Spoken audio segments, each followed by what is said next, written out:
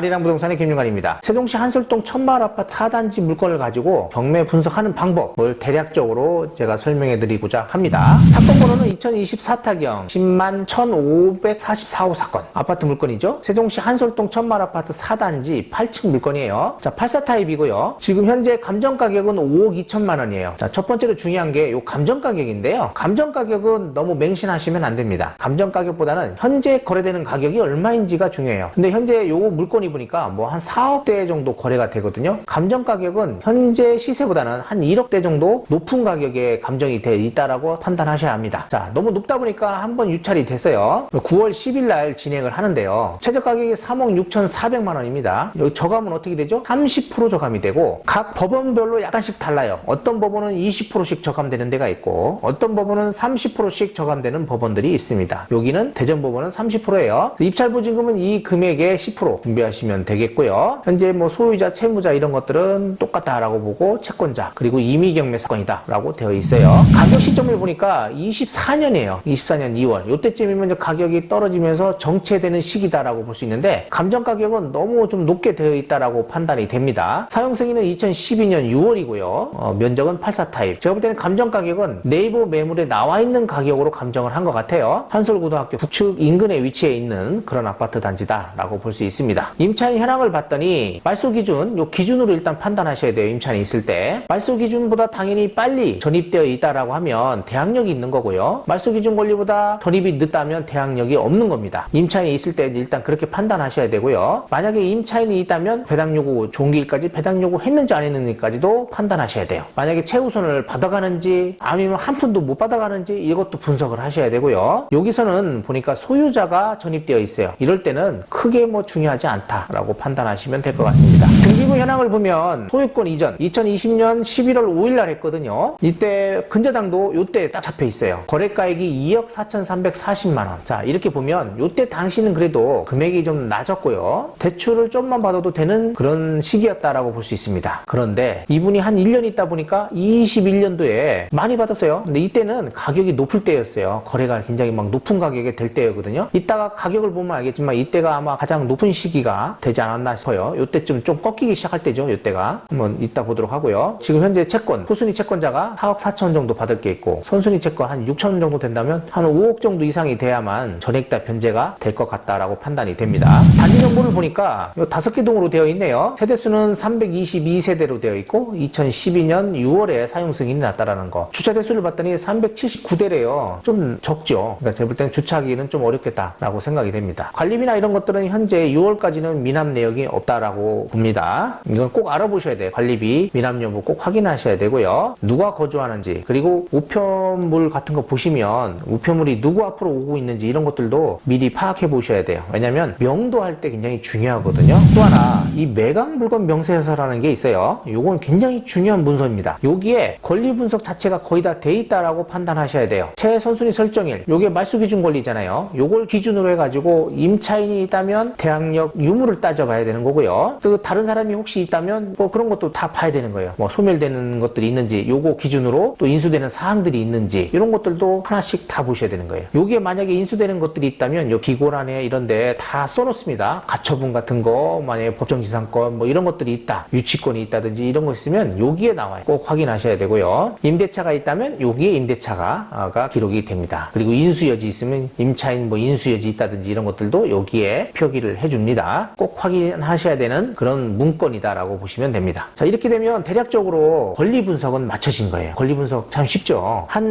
뭐 5분 뭐 이 정도 되면 다 분석할 수 있어요. 어느 정도만 해보신다면 뭐 금방 분석이 된다. 그러나 권리 분석이 중요한 게 아니에요. 선순위 임차인이라든지 뭐 다른 조금 어려운 그런 거 빼고는 분석은 수월하게 끝난다. 금방 끝난다는 거예요. 대신 중요한 거는 가격 분석이에요. 물건 분석. 그걸 보셔야 합니다. 지금부터 가격 분석을 할 건데 최근에 이 천마을 아파트 4단지 낙찰된 사례부터 먼저 보도록 할게요. 낙찰된 사례를 봤더니요. 23년 5월에 4억 3천에 낙찰된 사례가 있어요. 그때도 감정 가격은 5억 5천이었어요. 뭐 비슷하죠. 지금이랑. 낙찰은 4억 3천. 근데 현재 거래되는 매물 봤더니 4억 2천, 뭐 4억 1천 뭐 그 정도 되거든요. 그렇다면 현재 요거는 조금 높다라고 판단이 돼요. 그때 현재 요 시기보다는 좀 더 저렴한 가격에 낙찰받을 수 있다라고 봐야 되겠죠. 아실에서 제공되는 가격을 한번 보도록 할게요. 부동산 실거래 신고된 가격이잖아요. 거래관리 시스템에서 보셔도 되고, 국토부에 제공하는 거죠. 그거는 거기서 보셔도 되고, 이렇게 아실에서 이렇게 깔끔하게 층 이런 것까지 해가지고 이렇게 분석을 해놨기 때문에 이걸로 보시는 게 좀 편합니다. 저는 8월부터 쭉 거래된 거, 요거 24년도에 거래된 거를 제가 녹색으로 체크를 해놨어요. 전세 같은 건 보니까 2억대 정도 될 것 같고, 월세가 없네요. 여기는 월세 거래가 없고, 매매를 봤더니 4억 2,500, 4억 1,800 이렇게 돼 있어요. 보니까 4억 2천, 4억 4천대, 4억 2천대. 요게 그냥 평균 가격 같아요. 현재로서는 4억 2천 정도, 4억 1,800. 그럼 2천 정도가 그냥 기본적인 가격이다라고 보시면 될 것 같고, 그러면 매매만 가지고 한번 판단을 해볼게요. 그리고 거래는 많이 안 됐더라고. 여기가 보니까 1년에 요 정도 거래되는 것 같아요. 또 23년도에 보면 이렇게, 22년도에 또 이만큼, 21년도에 조금 거래가 좀 됐고, 20년도에 가장 높은 가격 6억대, 이렇게 20년도 8월부터 10월달경이죠. 10월달, 8월, 10월 요 21년 요 초반까지 6억대 거래된 걸 알 수 있습니다. 자, 그러면 지금 가격이요, 그 당시 20년 초반대 가격이나 지금 거래되는 가격이나 똑같다고 보셔야 돼요. 그러면 이 정도 가격이 시세다라고 볼 수 있겠고요. 그럼 감정 가격은 높다. 감정 가격보다 한 1억 낮으니까 현재 시세에서 얼마 정도를 써야 낙찰이 될 것인가, 이런 것들을 이제 분석해 보셔야 되는 겁니다.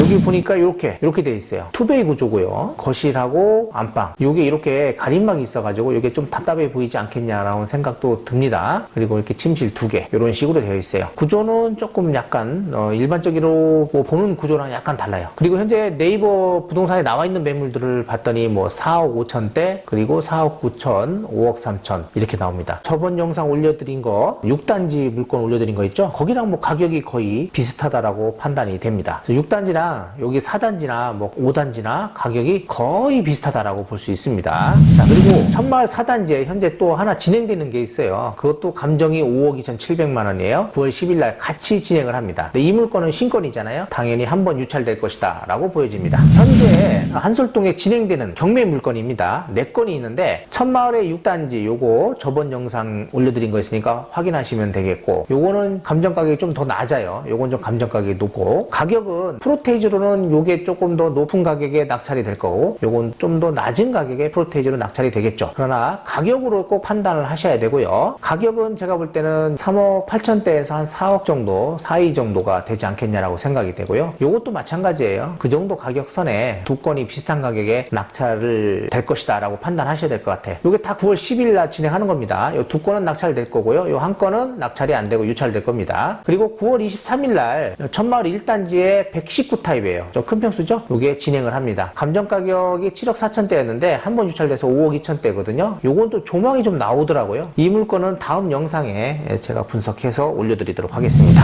네, 이렇게 해가지고 권리 분석, 아파트 권리 분석 그리 어렵지는 않아요. 굉장히 한 5분 정도, 3분 5분이면 충분히 분석을 할 수 있는 그런 물건들이 돼 있고요. 만약에 선순위 임차인이 있다면 그건 조금 주의해서 보셔야 합니다. 선순위 임차인이 배당을 다 받아가는지 안 받아가는지를 판단을 해야 되거든요. 선순위 임차인이 물건이 있는데 배당 요구도 했어요. 그런데 제가 저번 영상에 올려드린 거 있지만은 근로복지공단이 있다든지 아니면 국세, 당해세죠. 당해세 같은 것들이 확정일자 받은 날짜보다 만약에 앞서서 부과된 내역이 있다면 그거는 그쪽에서 먼저 받아가요. 당해세에서. 그러다 보면 제가 볼 때는 못 받는 금액들이 발생할 수 있거든요. 임차인이. 무조건 인수하게 됩니다. 그러니까 그런 것들을 주의하셔야 돼요. 그러니까 배당을 조금 짜보셔야 되는데 배당은 조금 어렵거든요. 만약에 선순위 임차인이 있는 물건에 국세, 그러니까 미납되어 있다든지 아니면 근로복지공단에서 가압류가 들어와 있다든지 그런 물건들이 있다라고 하면요. 꼭 확인을 하셔야 돼요. 그냥 들어가시면 안 됩니다. 그냥 집을 방문해보세요. 방문하셔가지고 거기 있는 점유자 분이라든지 이해관계 분들한테 같이 가서 서류 열람을 할 수 있도록 하고 꼭 서류 열람이 확인된 상태에서 들어가셔야지 그냥 들어갔다가는 미납할 수 있는 확률이 높아진다라고 볼 수 있습니다. 제가 저번 영상에 미납 사건 올려놓은 거 있어요. 그거 꼭 보세요. 선순위 임차인 있는 물건들은 그렇게 미납이 될 수 있다라는 거를 제가 보여드린 겁니다.